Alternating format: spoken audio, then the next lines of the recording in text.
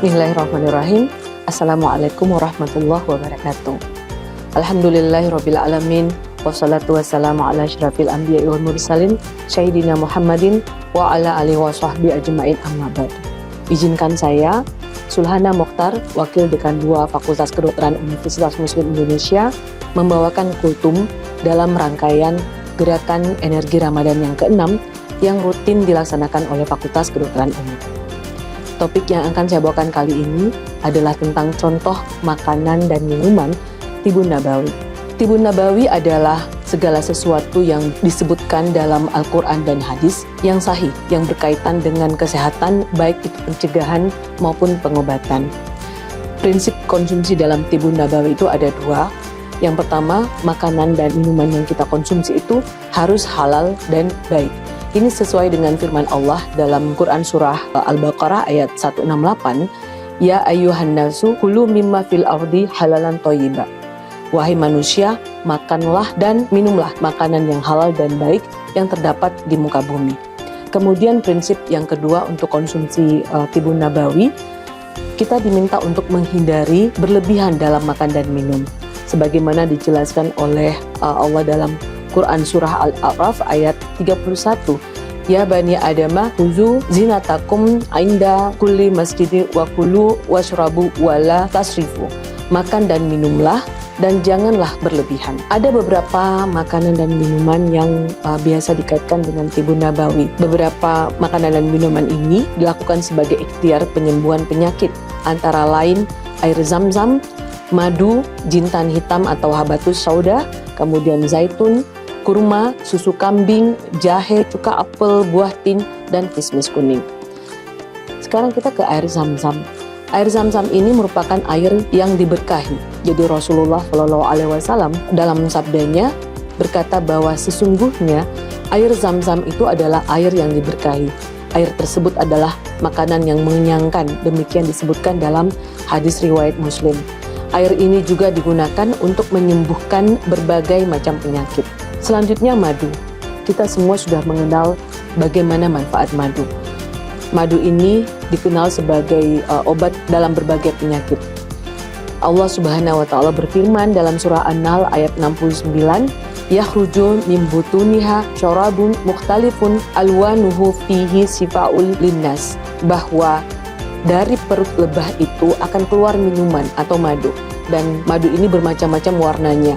Di dalamnya terdapat obat yang menyembuhkan bagi manusia. Nabi SAW juga rutin meminum madu. Selanjutnya kurma, terutama kurma ajwa. Nah, kurma ini memiliki banyak sekali manfaat. Nabi Muhammad SAW bersabda bahwa barang siapa yang memakan kurma sebanyak 7 butir setiap hari, maka akan terlindungi dari racun.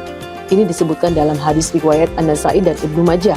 Kurma itu juga dianjurkan untuk berbuka puasa seperti saat ini yang kita lakukan, berbuka dan sahur dengan kurma. Habatus sauda atau jintan hitam disebut juga sebagai obat segala penyakit kecuali kematian. Ini berdasarkan hadis yang menyatakan bahwa dalam habatus sauda terdapat penyembuhan dalam hadis riwayat Bukhari. Dan buah lain yang biasa kita kenal adalah buah zaitun, seperti yang termaktub dalam firman Allah surah At-Tin ayat 1, Wat-tini wa zaitun, demi buah tin dan buah zaitun. Minyak zaitun ini memiliki banyak manfaat kesehatan dan digunakan dalam makanan, sering digunakan oleh Rasulullah SAW. Selanjutnya cuka. Cuka itu dianggap sebagai lauk terbaik. Rasulullah SAW bersabda, sebaik-baik lauk adalah cuka.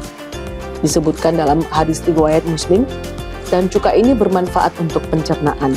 Bisa untuk membantu dalam pencernaan untuk kesehatan kita tentunya secara keseluruhan. Nah, untuk minuman yang terkenal juga adalah susu kambing. Susu kambing ini memiliki sumber gizi yang baik. Selain itu dia juga mudah dicerna dan ini juga merupakan sunnah Rasulullah, selalu dikonsumsi oleh Rasulullah. Yang banyak sekarang digunakan juga adalah infus herbal. Herbal apa saja? Misalnya jahe. Itu bisa dibuatkan sebagai ramuan herbal untuk dikonsumsi diminum. Nah, yang terakhir adalah air putih. Tentu air putih ini adalah minuman yang paling sederhana dan itu ringan dikonsumsi. Sangat penting untuk kesehatan tentunya, dan Rasulullah menganjurkan untuk berbuka puasa dengan air putih jika tidak terdapat kurma. Demikian yang bisa saya sampaikan tentang makanan dan minuman Tibun Nabawi. Prinsip dari Tibun Nabawi ini tidak hanya menekankan pada aspek fisik dari makanan yang kita konsumsi serta dari minuman yang dikonsumsi, tapi juga pada nilai spiritual yang terkandung di dalam makanan dan minuman tersebut. Semakin kita berusaha untuk mendekatkan diri kepada Allah, tentu kita harus senantiasa untuk mengikuti apa yang diperintahkan, menjauhi apa yang dilarang, dan kemudian kita mengikuti sunnah-sunnah yang selalu dicontohkan oleh Rasulullah Shallallahu Alaihi Wasallam. Kita berharap dengan Tibun Nabawi ini, makanan dan minuman yang dikonsumsi dalam Tibun Nabawi itu menjadi pola makan kita sebagai bagian integral dari kehidupan sehari-hari sebagai umat Islam. Kita bersyukur kepada Allah karena kita telah diberi karunia kesehatan dan karunia keimanan. Nikmat keimanan sebagai nikmat yang paling tertinggi yang bisa dirasakan oleh seseorang. Kami berharap semoga kultum yang diberikan hari ini, sore ini, petang ini bermanfaat untuk kita semua. Saya mengucapkan selamat berbuka puasa, semoga segala yang kami sampaikan memberikan manfaat.